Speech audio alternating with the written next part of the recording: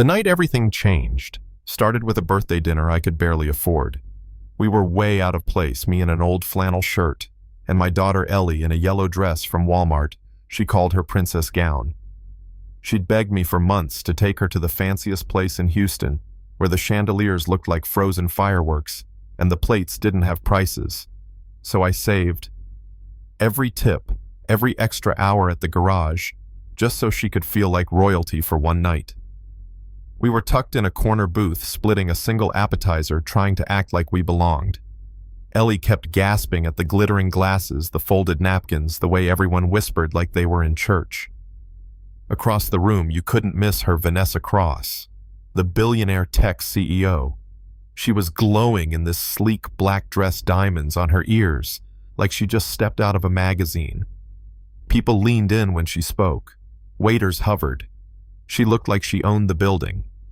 Maybe she did. I saw her glance our way once, a flicker of amusement, maybe even pity, before turning back to her power meeting. I didn't blame her. We didn't fit the picture. Then the door exploded open. 3 guys in ski masks, guns drawn, screaming. It was like time cracked wide open. Plates shattered. People screamed. Someone dropped a wine glass and it sounded like a gunshot. And just like that elegant little world melted into chaos. I pulled Ellie behind me, kept her pressed to my back. I didn't move. I didn't speak. I just watched the way I was trained to. 7 years as a Navy SEAL taught me a lot. Mainly that panic gets people killed. The leader of the crew, big guy, tattoos crawling up his neck, started barking orders. They weren't here for wallets. They wanted wire transfers leverage. The real prize, Vanessa. Her face was all over Forbes and finance news. They knew exactly who she was. One of the guys grabbed her, yanked her out of her seat, shoved a gun into her ribs like she was nothing but a token.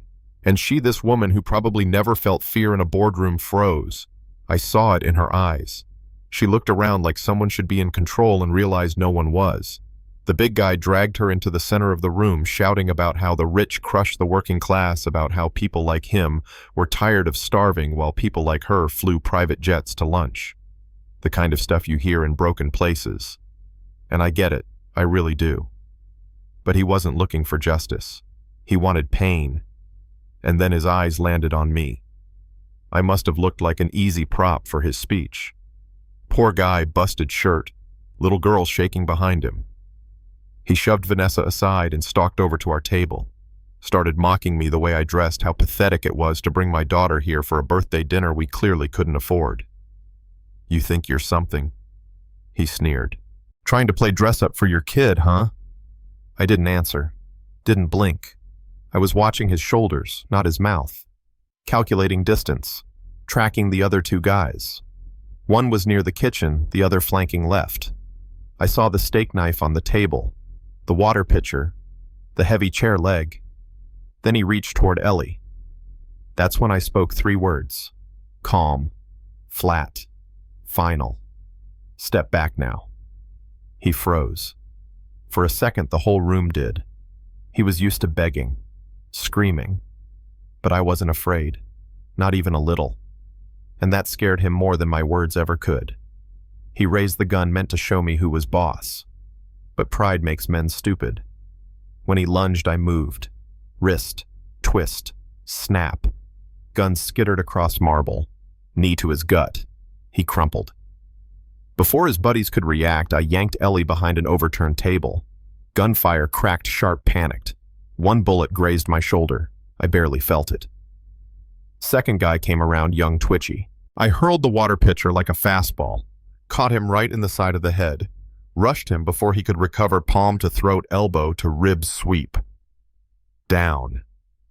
The last one had Vanessa again, arm around her neck, gun trembling at her temple. I stood up slowly, blood trickling down my arm. Hands visible.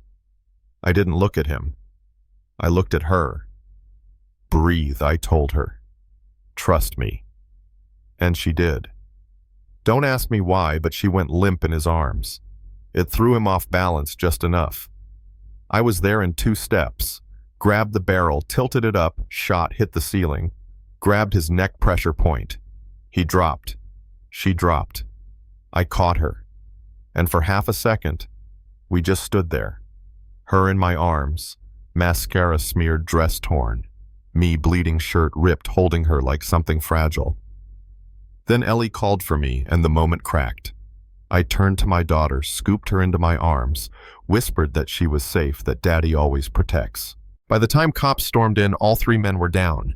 I raised my hands, gave my name, explained everything calmly. Old habit. Vanessa stepped in before they could grill me, called me a hero, said I saved everyone in that restaurant. I didn't feel like one. I just did what I had to do. Later, after the EMTs patched me up, she asked me who I really was. I told her. SEAL, Afghanistan, Iraq. Left the service when Ellie's mom, Sarah, got sick. Took care of her until the end.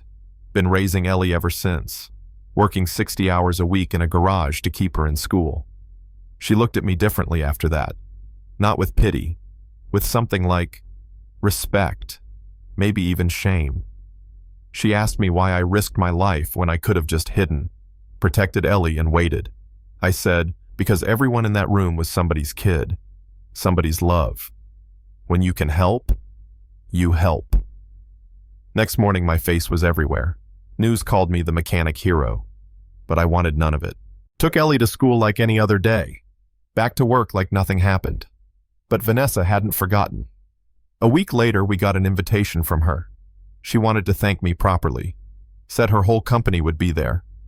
I didn't want to go, but Ellie did. Said we were friends with the pretty lady now.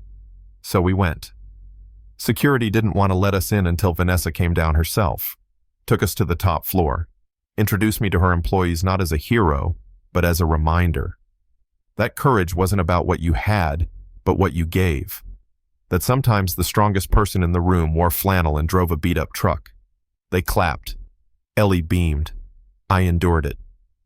Then Vanessa pulled us aside. Said she'd started a scholarship in Ellie's name for kids like her. Said she had a job for me too. Something real, not charity. She needed someone who could fix problems, who saw things clearly. I asked her why she cared. She said, because you reminded me what strength really looks like.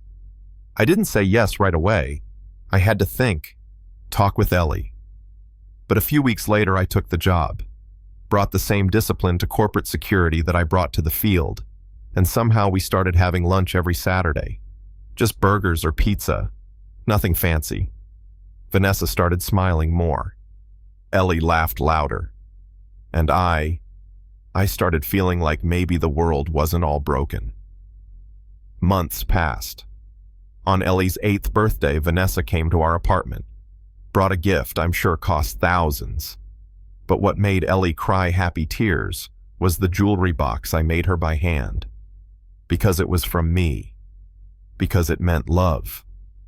That night, as we watched Ellie blow out candles, Vanessa asked me if I ever regretted walking away from the military, from the medals. I said no. Because I chose love. I chose Ellie. I chose to be the light even when the world felt dark.